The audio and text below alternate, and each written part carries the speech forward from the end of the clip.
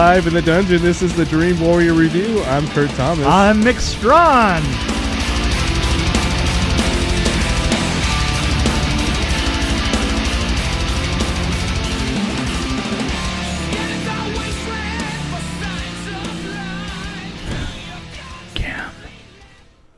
Cam. All right. Cam. We're back from the past. We just got out of our time machine, and we're coming up to. We're back in the 2018. The future. Yes, we're back to now. We're back. Yeah, this was. We took a trip to all these different decades. A trip to the 50s, and what was that other film that we've been bouncing around like a rubber ball? We saw Forbidden Planet. Well, we 50s Forbidden Planet.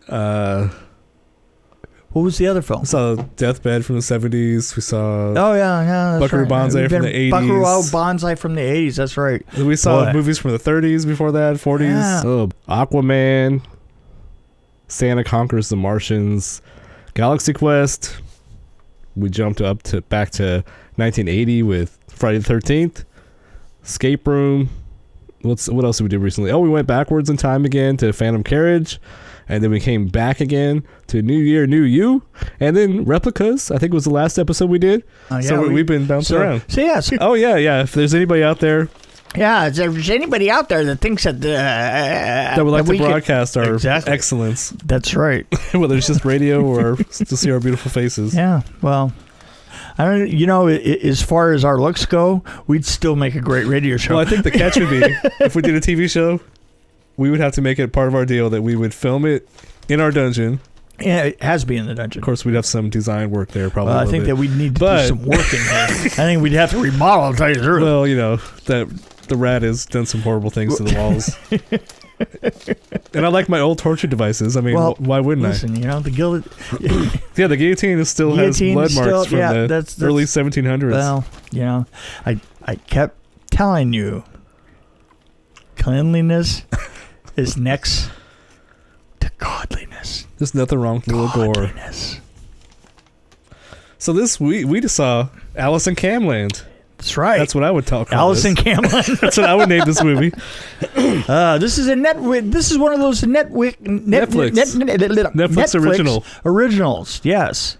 And I wouldn't really say it's a horror mystery thriller. I would say it's probably a mystery thriller, or drama, kind of psychological thriller, maybe psychological thriller. Yeah, but it has a sci-fi edge to it too. It does a little bit. I mean, so this is about Alice, who's an ambitious cam girl. She wakes up one day to discover she's been replaced by herself by an exact replica of herself. That's bizarre. Yeah, it is weird. And that she's filming in her room. How would you feel? How would I feel? I was thinking about that. How would I feel if I was... How would we feel if Kurt Thomas was replaced by somebody that looked exactly like Kurt Thomas, right? But had all these bizarre opinions about stuff. Like Saturn 3 was the worst movie. Teen Wolf sucked.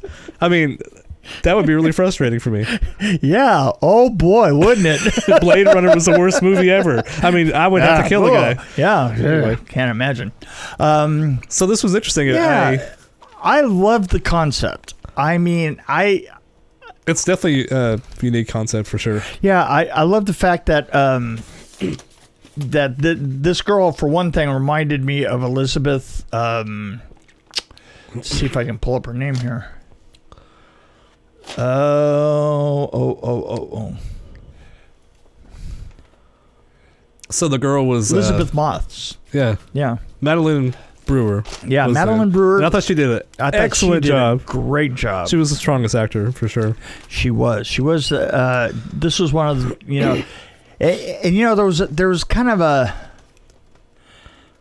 an odd edge to it, as if there was certain levels of acceptance in this type of a porn deal, and it's kind of showing it's kind of common nowadays for people to have double lives. And, the double life. Yeah, it gets into that double life thing. But it's also it kind of felt like Black Mirror, kind of a little bit like one of those kind of shows or whatever. Yeah. So wait a minute. It's a little so edgier. She had a double life, but her problem was that she was being doubled in life. Right.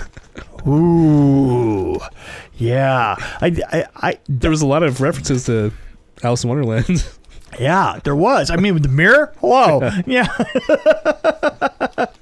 Yeah. And the way that the way that the character resolves the problem was super interesting, because you were sitting there going, I don't know how this is supposed to fix itself, because you know, normally when you're in this kind of a situation, there are clues along the line somewhere that something will work, and there was nothing. So that's one thing that kind of annoyed me at first, but then I started thinking about it more. Yeah. And it was like, why does it matter? Right. Because I actually was writing down here, like, my notes here, I was like, why did that solve it? We don't really know how she was hacked. Right. We don't know anything about it. We don't really need to know why she was hacked, because it's about what's happening within her head. Like, yeah, that's right. How she's approaching it. Yeah, it's yeah, there was but it was kind of, she also like lost herself. I mean, she basically lost herself because she said she wouldn't fake it. Right. And there's a certain part where she fakes something. Right. And at that point, that's right before this happens to her. Yeah, there was the whole fact that, so she kind of found herself again. Yeah, she kind of found herself. I think we're ruining the whole movie for people, but maybe not. Let's we're being vague enough. Yeah, it's kind of So there was a guy named Tinker in the movie, and I felt like he was I could have sworn when she called customer service, right, it sounded like Tinker. Yeah. Or is it just me? That's just you, I'm pretty sure. But the guys in this were like really interesting. It's like online they're really tough and they right. said what they wanted, but then when they saw them in person, like they were like totally the opposite, basically. Which is probably quite true. It's pretty true, I think. I'm sure that would be fairly accurate. I'm not 100% sure. Yeah, it's kind of weird. Yeah. That was the only thing I thought was kind of strange, is that Tinker, it's like you think this guy named Tinker has something to do with something, but anyway. Yeah, you know what I have to say? I have to say this about this film. I want to know. In general, I enjoyed it. Yeah. But there wasn't anything about it that kind of stood out. It was just it was very much part and parcel of the low budget horror films that have been going on lately that deal with technology. Yeah. Well, especially Netflix. It's like, I feel like they could beef up a little bit of certain things here and there. Yeah. But this kept my interest because it was pretty basic, but then the pacing was really good in this one. I thought, what surprised, it moved the story along. What surprised me and kind of carried me along was the relationship she had with her mother. Yeah. In it was really, and the relationship with her family was interesting. I mean, they kind of made it a little bit different. It was not as predictable as most films tend to be. She was a cool mom. Yeah. She didn't think at first I enjoyed it. I thought to myself that there was places that it could have gone a little bit, Right. It got a little bit lost every once in a while in its own technology. I got lost in its technology. I was like, she was going so fast from one screen to the other. And that kind of gets me, and I wonder if this is something that people who are younger and have grown up using computers and stuff, from the time that they are embryos, right? Yeah. Do they see the screens faster and pop in and out of what's going on? Because I find that hard to follow. Well, in some cases that was to move it along. You don't want to sit there and watch her type something. Right. And I understand that. But also I find that everybody in films these days types a hell of a lot faster. Right. Well, that's just a sound effect. Yeah. Well, that's what I'm saying. It is just a sound effect. Right. And they're just trying to get to the end. You don't want to see the input of the word. Right. So that makes absolutely everybody that types on screen these days is the best typist ever. Yes. Right? Well, they're all operating at about 300 words a minute. If you go back to the 90s, TV show, Third Rock from the Sun. Right. Lithgow. I think he typed with like 2 fingers. He was a college professor. I knew a guy, David Silverman, who's a writer. David Silverman. David Silverman, and he's a 2-finger. You know, is he? Boom, boom, boom, boom. The weird thing about it, though, is actually I think he's a 3-finger. He's a writer and he's incredibly fast. That's great. Yeah, it's you know, it's I don't judge if it works. Why not? Why break it? Yeah, you know, if it works for him. What can I say? I mean, I get lost. I'm just about halfway there to understanding things, but then my eyes will drift down as soon as I look at my fingers. Well, I've actually done those, like, I've tested myself and I could get like up to 100. Oh, really? Pretty accurately. Yeah. My wife's an incredible typist. I don't really care. My wife literally can type faster than she can There's talk. really, like, I don't have enough reason in my life to really type fast. Yeah. Like, I never have an instance where if I don't type something really fast, the spaceship's going to blow up or whatever. But if I did... You know, the funny thing is I've thought about this before, is everybody types fast on TV because we see people typing all the time. Yeah. But the mark of the fastest typers on TV now, who are they? Think about it, okay? Because reporters? No. Think about it. Hackers. Hackers, yeah. It's a sign that it's a sign that you're a hacker is if you can type like, you know, if it looks like your fingernails are gonna melt. Sometimes on two different keyboards at once. Yes, exactly. Some of those hacker movies do that. And sometimes they're using their sphincter on a third or other appendages. Well, yeah. So I want to know: do you need to be crazy to be a cam girl? No, but it helps. Or does being a cam girl make you crazy? It's a good question. It's one of those paradoxes. Yeah, it's a paradox. And moving into a world like that, is there a bar where just cam girls hang out? Because didn't you notice that? It had a bar that just cam girls hung out at. I don't think that happens. I'm just saying it's a great thing. Unless there's a ton of cam girls in one city. Yeah, or town. I mean, is there a town known as Cam Girl Town? Is there? Because there's a town in India that's known for porn. Right. Right. So why isn't there? You know, I'm just saying this. This is no disrespect to Georgia, but I'm saying is in my mind, the place where all the porn comes out of is a small town southeast of Georgia, southeast of Athens. Huh. Or Athens, Georgia. I don't know why. Huh. That's just in my mind. Well, in my mind, there's that's where that place bar in is. California where there's a ton of porn too. It's different porn. Right. No, that's the old style video porn. The old school porn. The old school video porn. So you might see people in a bar there because they're probably down on their luck. Yeah, but the talkers, the people who like have those like rooms and stuff like that. Right, the cam girls. I think that's East Coast. Actually, I think nowadays those cam girls are everywhere. There's probably one living next door to you right now. Maybe not. Maybe not in your neighborhood. I've seen your neighbors. You seen my neighbors? Have you really? Have you seen my neighbors? There's literally probably like maybe a couple hundred in the area we live in. I would guess. I mean, if I was a beautiful girl, I guarantee I'd be a cam girl. Because if I can sit at home and make money and just look at this, yay, I would do that. But I'm a guy. And I don't necessarily want to be broadcasting for guys. Mm-hmm. So, well, yeah. But anyway. Yeah. I don't know how I brought that up. Yeah. I've thought about that before. If I was a beautiful woman. You've gone to a very dark place. I would sit at home. Yeah. And I'd be ordering stuff on Amazon. Look at my pretty booty. Anyway. Yeah. Kind of curious about that. Okay. I do have one major problem with this movie. Okay. Let's hear it. They go to a video store. Where the is a video store nowadays? They went to a video store in it? Yeah. She went to a video store in one scene. And I'm like, oh, that's right, she did. Yeah, it's like 20. And it looked like a Blockbuster. It's 2018. So people. I actually researched a little bit. There's two left. Right now, there's two left, and one's closing. Alaska, I think, is going to close. The one in Alaska is closing. So Bend, Oregon is the only one left. Bend, Oregon is the only one left. That's right. And they had the jock piece from.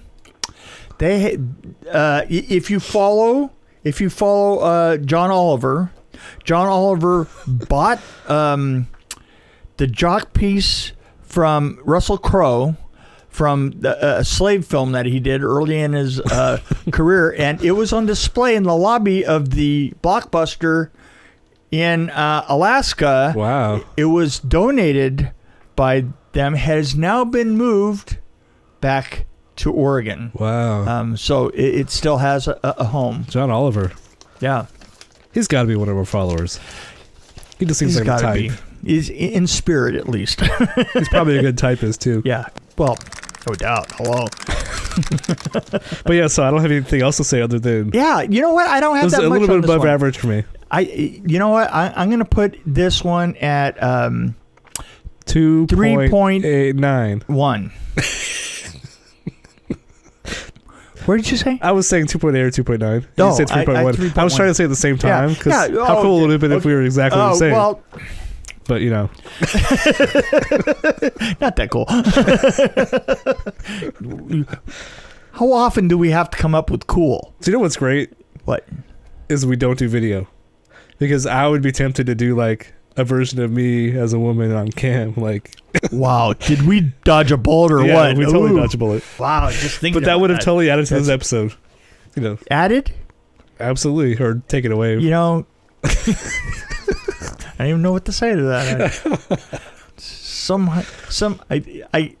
There were many lies strung together into a sentence, and yeah. I got nothing. Yeah, that's all sentences are. Yeah, just a bunch of words put together. Bunch of words. Bunch of lies. Lies. Not the sheep. Not the sheep. They lie. They lie. Oh boy. Well, anyway, I think we're done. I think that's it. I really do. I liked Madeline Brewer. I'd like to see her in something else. I love the idea of this. I would like to see this put together and blown out a little bit. And I do have a question expanded. for you. What? So we were watching those two movies with a lot of the technology. Yeah, rotoscope.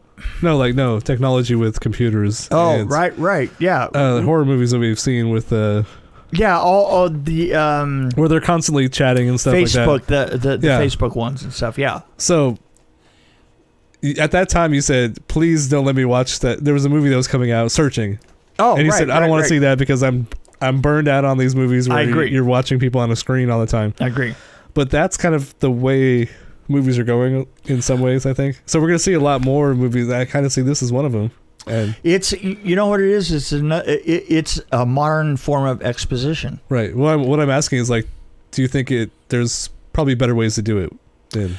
Yes. Yeah, that's exactly my main objection to this film. It spent too much time dealing with the technology. They actually looking at the technology, and I don't think that it needed to, because the interesting story in the end had to do with her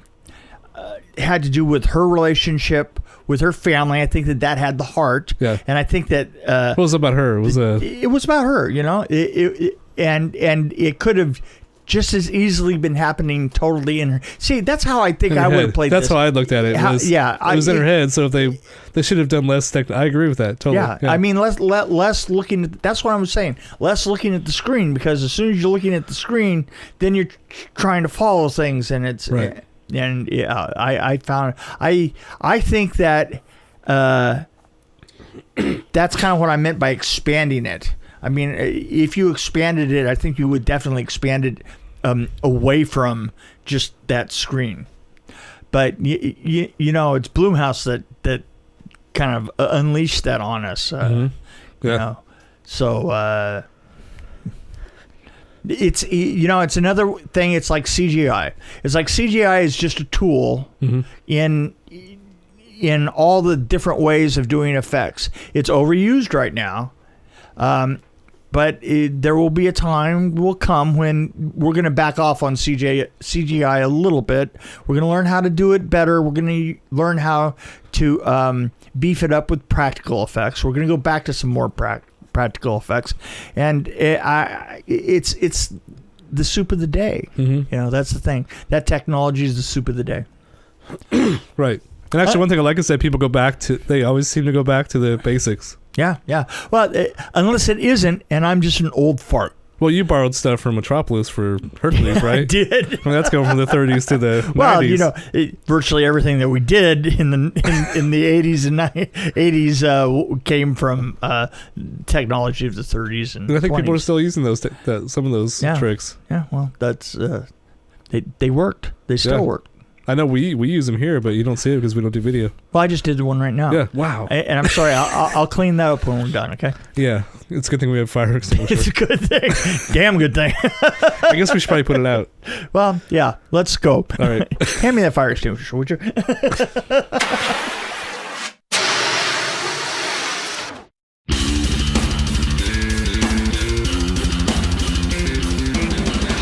Thanks for joining us on the Dream Warrior Review podcast. Don't forget to tell your friends about us, follow us, and, of course, like us. We can be found on Podbean, which is an amazing app, YouTube, Stitcher, Alexa on any pod, iTunes, Google Play. We're on Twitter as well, at DW Review, and, of course, Facebook. You can find us there.